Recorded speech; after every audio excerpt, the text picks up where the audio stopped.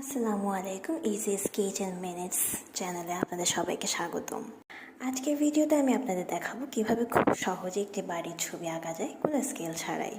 হ্যাঁ, আমি ব্যবহার করছি শুধু একটি হাইলাইটার আর আমার আইডি কার্ড। মজার না? তো প্রথমে আমি হাইলাইটারটি ব্যবহার করে একটি স্কোয়ার আঁকছি। এটি হবে বাড়ির মূল অংশ বা দেয়াল। যারা একদম নতুন তাদের জন্য এটা অনেক সহজ, শুধু একটা সোজা হাত আর একটু মনোযোগ লাগবে। তো আমাদের স্কোয়ারটা অলমোস্ট আঁকা শেষ।